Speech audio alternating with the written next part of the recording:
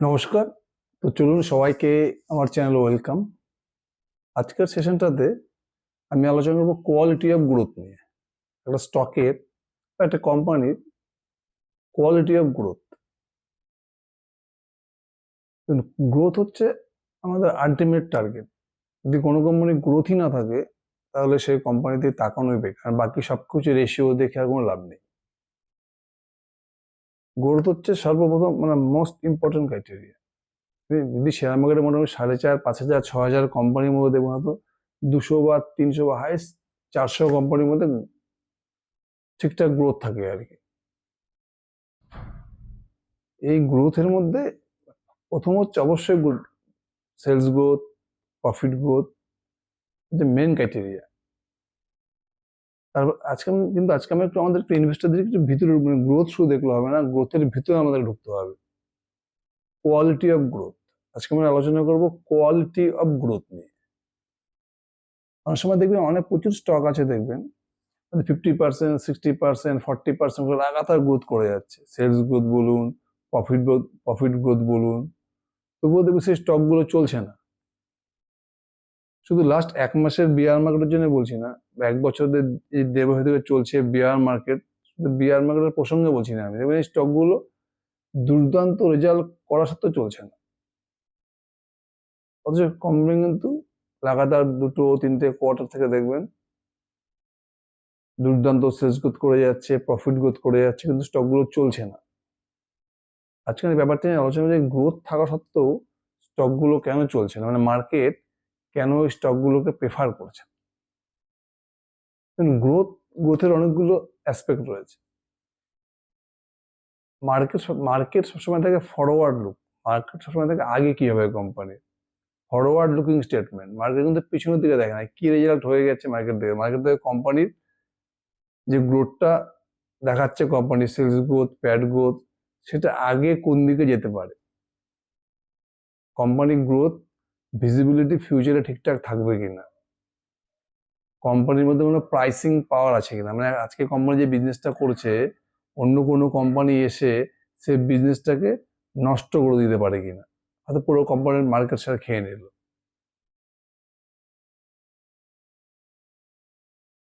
দুটো জিনিস খুব ইম্পর্টেন্ট আছে। একটা কোম্পানির প্রাইসিং পাওয়ার, কোম্পানির মধ্যে ব্র্যান্ড ভ্যালু থাকতে হবে। আর যদি ব্র্যান্ড ভ্যালু না থাকে তাহলে কোম্পানির যে গ্রোথটা প্রেডিক্টেবল হয়, যাতে মার্কেট শিওর হয় যে কোম্পানি আগামী 2 বছর, 3 বছর, 4 বছর কোম্পানি ইজিলি হাই গ্রোথ করিয়ে থাকবে। দুটো জিনিস কিন্তু খুব important. Quality of growth, sales growth plus profit growth. এই জন্য তুমি যেসব কোম্পানিকে নিয়ে মার্কেট খুব শিওর, এদের গ্রোথটা খুব প্রেডিক্টেবল থাকবে, এদের গ্রোথে কোনো ফিউচারের সমস্যা নেই, সেসব স্টককে দেখবেন এই বিয়ার মার্কেটও কিন্তু খুব একটা বেশি পড়ে না শেয়ার প্রাইস। যেরকম ভিটু রিটেল বা দেখবেন মনোরমা ইন্ডাস্ট্রিজ, সব থেকে বড় কথা দেখবেন এমসিএক্স বা আনন্দ রাঠি, এই ধরনের স্টকগুলোকে দেখবেন, যাদের স্টকগুলো কিন্তু বিয়ার মার্কেটও দেখবেন 50% বা 60% ডাউন হয়ে যায়, কিন্তু 10% বা 20% পড়েছে হাইয়েস্ট, স্টকগুলো কিন্তু সলিড রয়েছে বিয়ার মার্কেট। তার মানে কি, যখন বুল মার্কেট আসবে তখন এই স্টকগুলো কিন্তু সবার আগে দৌড় হবে।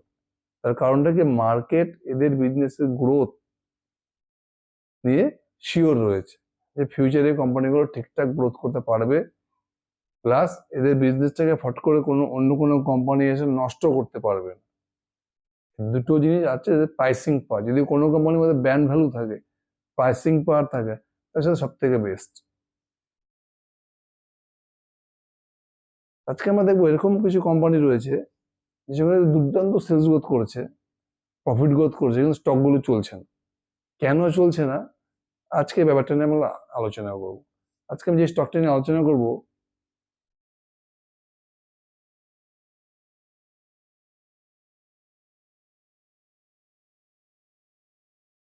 এএফসি। এএফসি নিয়ে আমার ডিটেলস ভিডিও বানানো আছে।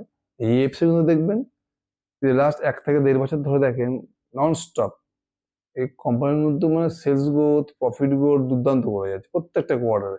50%, 60%, 80%, 100% কোনো কোনো কোয়ার্টারে লাগাতার সেলস গ্রোথ করে যাচ্ছে। প্রতিটি কোয়ার্টার যদি দেখেন, লাস্ট 1টি, 2টি, 3, 4টি কোয়ার্টার কন্টিনিউ ফলো করে তাহলে দেখবেন মানে মোটামুটি Q4 FY25 থেকে যদি দেখেন Q4 FY25 মোটামুটি মার্চ 24 থেকে মার্চ 25 দেখুন 100% সেলস গ্রোথ, জুন 24 থেকে জুন 25 দেখুন 100% সেলস গ্রোথ, সেপ্টেম্বর 24 থেকে সেপ্টেম্বর 25 দেখুন এখানে প্রায় 50-60% সেলস গ্রোথ।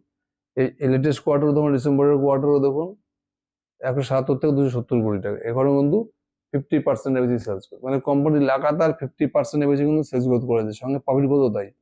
প্রফিট গ্রোথ যদি দেখেন প্রত্যেকটা কোয়ার্টার কিন্তু 50% উপরে কোম্পানি প্যাট গ্রোথ করে যাচ্ছে। তো দেখুন এএফসি শেয়ার কিন্তু চলছে না, একদম চলছে না। এএফসি শেয়ার যদি আপনি দেখেন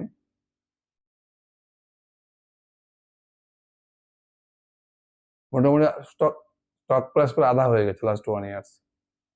এএফসির স্টক প্রাইস দেখবেন লাস্ট 1 বছরে প্রায় আধা হয়ে গেছে। আমরা ডিসকাস করবো যে এএফসি স্টকটা কেন চলছে না, কারণ স্টক কোম্পানির মধ্যে কোনো সমস্যা নেই, এখন সস্তার পি, যদি কোম্পানির ফরওয়ার্ড পি দেখেন 12 থেকে 13 ফরওয়ার্ড পি, 50-60% সেলস গ্রোথ করছে, প্রফিট গ্রোথ করছে, অথচ স্টকটি চলছে না।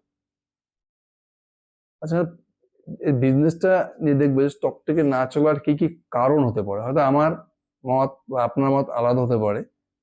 যেহেতু স্টকটি চলছে না, এত গ্রোথ করা সত্ত্বেও, এত দুর্দান্ত একটা অপরচুনিটি, 12 থেকে 13 পি, 50-60% গ্রোথ ইঞ্জিন, কিন্তু স্টকটি চলছে না।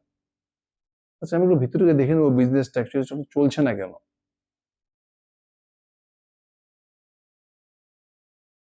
আমরা চলে যাবো কোম্পানির প্রেজেন্টেশনে চলে যাবো, লাস্ট যেটা প্রেজেন্টেশন সেটা প্রেজেন্টেশনে গেলেই গিয়ে আমাদেরকে বুঝতে হবে যে কোম্পানির স্টকটা, ইএফসি স্টকটা কেন চলছে না।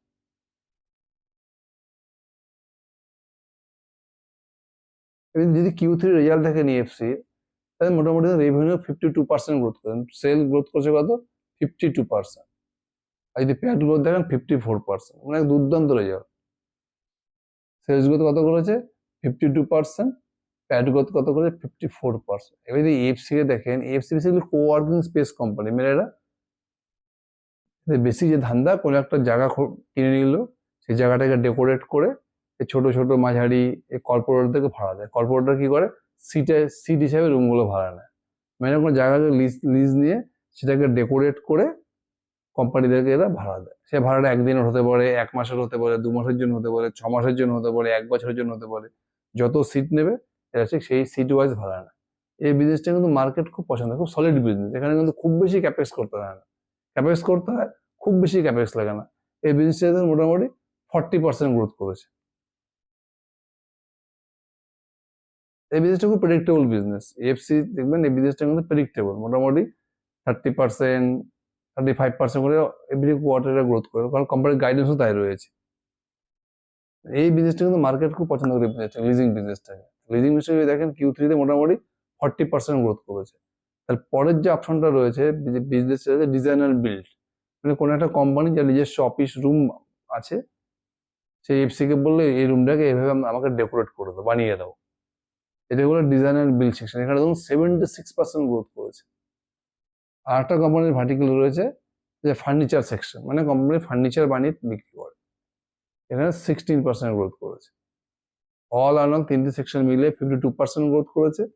আমাদের লিজিং সেকশন গ্রোথ করেছে 40%, design and build section growth করেছে 76%, আর গ্রোথ করেছে 16%। এবার তিনটি বিজনেসে দেখুন, প্রথমে যেটা লিজিং বিজনেস বললাম, এই বিজনেসটাতে কোনো খুব বেশি ক্যাপেক্স করতে হয় না, বিজনেসটা খুব প্রেডিক্টেবল, মার্কেট কিন্তু এই বিজনেসটাকে পছন্দ করে। এখানে কিন্তু কোম্পানি মোটামুটি 40% সেলস গ্রোথ রয়েছে। নেক্সট সেকশন হচ্ছে ডিজাইন অ্যান্ড বিল্ড, এই সেকশনটা হচ্ছে কোম্পানি 76% গ্রোথ করেছে, মানে কোনো একটা কোম্পানি এফসি কে এসে বলবে ভাই আমার এই অফিস রুমটা পড়ে আছে, এটাকে ডেকোরেট করে দাও, ডিজাইন অ্যান্ড বিল্ড করে দাও, কোম্পানি করে দেবে।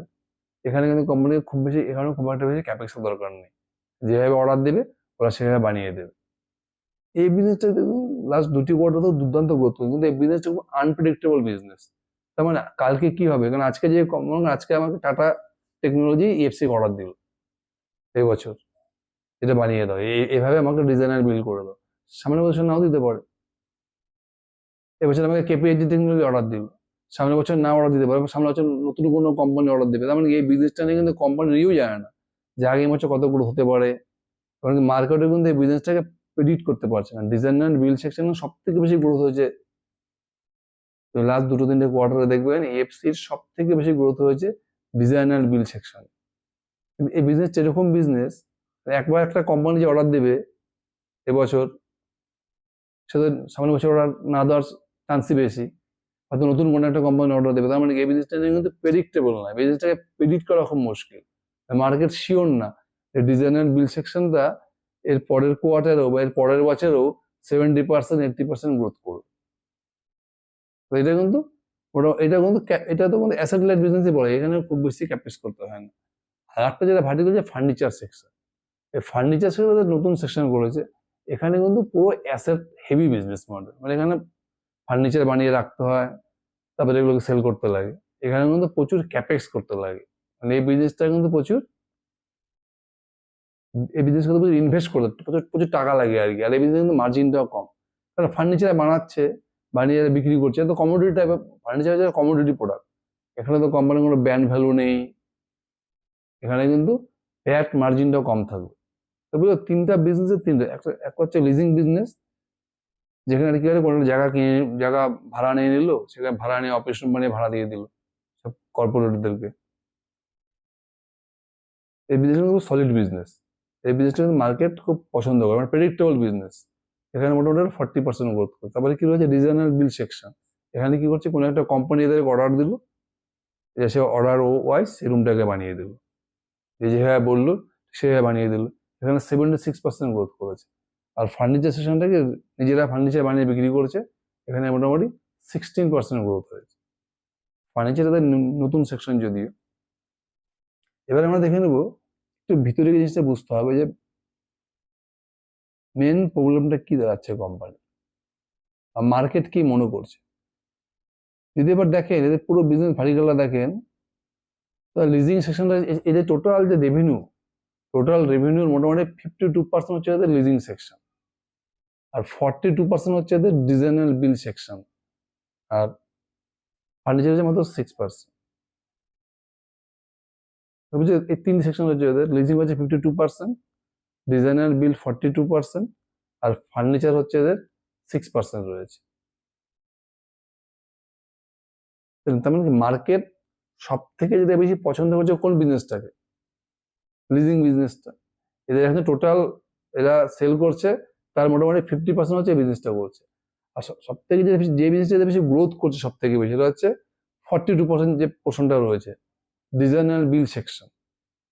এই যে এত গ্রোথ, এই গ্রোথটা কিন্তু মানে মার্কেট খুব একটা শিওর না যে আগামী বছর বা নেক্সট 2 বছরে ডিজাইন অ্যান্ড বিল্ড সেকশনে এফসি কতটা গ্রোথ করবে, এটা নিয়ে কিন্তু মার্কেট প্রেডিক্ট করতে পারছে, মানে ইনকামটা প্রেডিক্টেবল না। আর যেটা ফার্নিচার সেকশন রয়েছে, এখানে কিন্তু এখানে যে ফার্নিচারই প্রচুর টাকা ইনভেস্ট করতে লাগে, এখানে কিন্তু প্যাট মার্জিনটা কম। আর এখানে কিন্তু বিজনেসটা প্রেডিক্টেবল না, কারণ ফার্নিচার সেকশন ফার্নিচার তো কোনো ব্যান্ড পাওয়ার হয়, এটা তো কমোডিটিস প্রোডাক্ট না। এখানে তো কোম্পানির মধ্যে প্রাইসিং পাওয়ার থাকে না, প্রচুর কোম্পানি যে ফার্নিচার বানায়, এখানে কিন্তু প্রফিট গ্রোথ খুব বাড়া খুব মুশকিল। লিজিং সেকশনের সমস্যা যেটা রয়েছে, লিজিং সেকশনেও মার্কেটের যে টেনশন রয়েছে, এএফসির প্রচুর কাস্টমার হচ্ছে আইটি কোম্পানি রয়েছে। এবার যদি এআই চলে আসে, তাহলে এআই চলে আসলে আমি যখন এখন তো সব জায়গায় এআই চলে আসছে, এআই চলে আসলে আইটি কোম্পানি পুরো নষ্ট হয়ে যাবে। কিন্তু এআই চলে আসলে হয়তো দেখো আইটি কোম্পানির স্টাফ কম লাগবে, কারণ ইএফসির বেশিরভাগ কাস্টমার আইটি কাস্টমার। এবার যদি ইএফসি আইটি কোম্পানিগুলো স্টাফ কমে যায়, তখন তাদের অফিস রুম ছোট লাগবে না, সিটও কম লাগবে, তখন কিন্তু এদের লিজিং সেকশনেরও গ্রোথ সমস্যা হতে পারে। মার্কেট কিন্তু এই জিনিসটাকে এখন থেকে প্রেডিক্ট করা শুরু করছে।